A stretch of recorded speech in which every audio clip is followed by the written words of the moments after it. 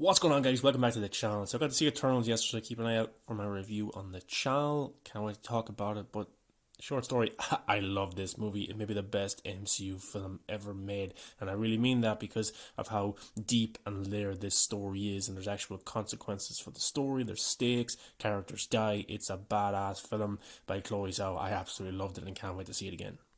But I specifically want to talk about the ending of this movie and the first post-credit scene. There's two post-credit scenes. I did prefer the second one. I'll do a separate video on this, but I want to talk about the ending of this Eternals movie. So the film ends with Cersei stopping the Celestial from coming through Earth and just wiping the planet completely out. All of the Eternals come together for the Unimind to gain more power for Cersei to stop this Celestial from coming through Earth, so she basically just freezes him or freezes him within the Earth. Icarus, played by Richard Madden, can't live with what he did, so he flies into the sun, killing himself. Cersei's able to turn Sprite into an actual human being because that's all she's ever wanted to be. Tina, Druig, and Makkari go into space to look for more Eternals. Cersei, Phastos, and Kingo decide to stay on Earth because they're happy there. But what I really like about the Eternals movie is that it doesn't end on a happy note. It doesn't have this walking off into the sunset very much like this poster right here. A happy ending that maybe the MCU movies regularly have, or this uplifting ending to get you excited for the next movie. This film throughout is serious, it's got high stakes, and it ends the exact same way, and I really, really appreciated that. Then at the end of the film, Hersham returns, the creator of the Eternals, who sent the Eternals to Earth at the start of time to take on the Deviants, which is a bad version of the Eternals. He goes to Earth, he takes up Cersei, Kingo, and Phastos, and takes them away from Earth, basically for going against his wishes and defeating the Celestial that was supposed to just devour Earth. Hersham takes them and says, "You have chosen to sacrifice the Celestial for the people of this planet. I will spare them, but your memories will determine if they are worthy to live, and I will return in judgment." And then they go through some black hole. That was insane. My mouth was on the floor. I could not believe it, because this is a Marvel film that didn't end on a happy note or set up the next movie in terms of, oh, yeah, come back. You like these characters? Let's go see them again. No, because characters in this movie die.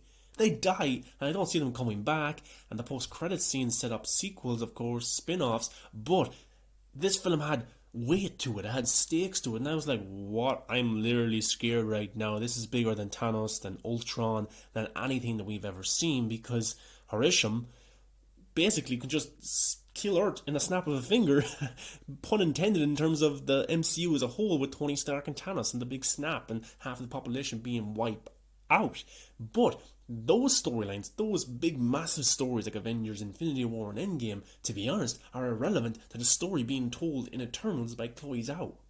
So the first post-credit scene for this movie is in the Domo, which is the big ship the Eternals came on at the start of time. It has Makkari, Tina, and Druig. And they're having a conversation about the rest of the Eternals back on Earth, Phastos, Cersei, and Kingo, because they haven't heard from them in a very long time. So this portal opens up, and out steps Pip, the troll, being voiced by Patton Oswalt, who's also doing another Marvel character, MODOK, in animated form on Hulu. But then he does this big announcement for this other character that walks through the portal, and you know what? It was pretty cool. Pip the Troll says, "Behold, the Royal Prince of Titan, brother of Thanos, defeater of Black Robert, of Black Roger, the great adventurer Star Fox." So this character right here that Harry Styles will play in the MCU is Star Fox. The brother of Thanos? What? Thanos never seemed like an Eternal, and now his brother is. Maybe they're not biological brothers, I'm not too sure. It might be different from the comics. But Harry Styles is now in the MCU as this very powerful Eternal. Star Fox, aka Eros, played by Harry Styles, had this to say: "What a pleasure to make your acquaintance, my fellow Eternals. You really don't have to do the whole thing every time. I am Eros. This is Pip, and you are as beautiful as the legend says. Tina, your friends are in big trouble, and we know where to find them." So that definitely sets up Eternals 2.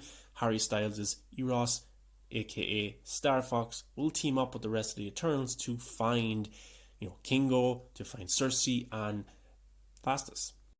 Star Fox is a very powerful Eternal, maybe the most powerful of all of them, and also he can manipulate people through their thoughts for them to do whatever he wants. He's a ladies' man in the comics, and that might carry over into the movies.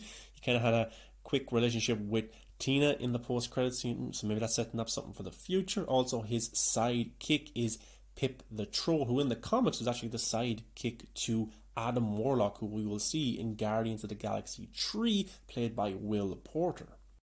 So the big story of the Eternals movie is for the Eternals to realize that they don't want to be under control anymore by the Celestials.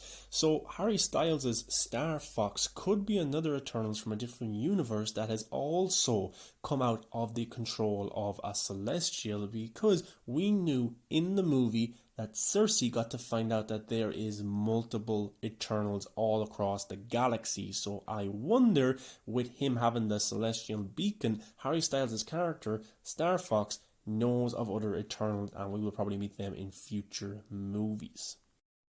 To be honest, Harry Styles for me, I wouldn't say is a great actor. I've seen him in things here and there, but I haven't seen enough of his work to say, oh yeah, this guy is brilliant.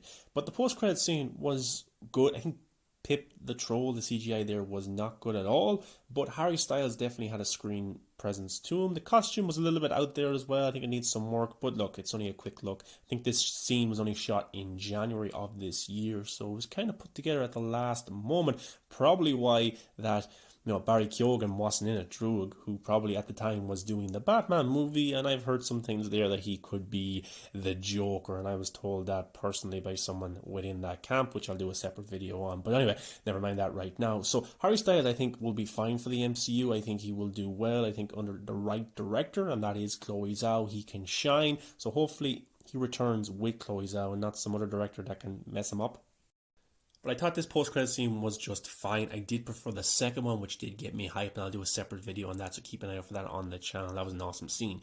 But this, from a business point of view, is awesome from Marvel and Kevin Feige, because Harry Styles has a huge fan base from his music career, and now that will carry over into Eternals. Once word of mouth gets out that Harry Styles is in the next Marvel movie, that's great business, that's great marketing for this, and great legs for the box office. So I think it's a very smart decision by Marvel, by Kevin Feige, whoever made this decision, for Harry Styles to play Star Fox. Pretty awesome. And I think Harry Styles is gender neutral, or whatever that's called, so there's opportunities there to bring more diversity to the MCU, and Eternals is a very diverse movie, and it's not woke whatsoever. That's just a bullshit narrative that's going around. They did it very, very well, and I did like how it was done. So there's a huge potential going forward with Harry Styles and Star Fox in a sequel to Eternals. But guys, as always, what's your thoughts on this post-credits scene? Maybe you don't like Harry Styles, maybe you don't want him in the MCU, maybe you don't like the character of Star Fox, or you're a fan of Harry Styles, you're a fan of the character of Star Fox, and you can't wait to see this character progress in the MCU and in the Eternals world. Right now, I want to see more of this cosmic world that is being built at Marvel. For me, Eternals was the best MCU film. I had so much fun with it, not because it was jokes left, right, and centre. That is there, of course, but this is a deep, layered Marvel movie, and I honestly think it's Marvel's epic. But guys, what's your thoughts on the movie, on this post-credit scene? Let me know below. Give a thumbs up, subscribe to the channel, I really appreciate that, and keep an eye out for my breakdown of the second post-credit scene with Kit Harington, and a very, very special character that I can't wait to see introduced into the MCU. Guys, thanks for watching. See you in the next one.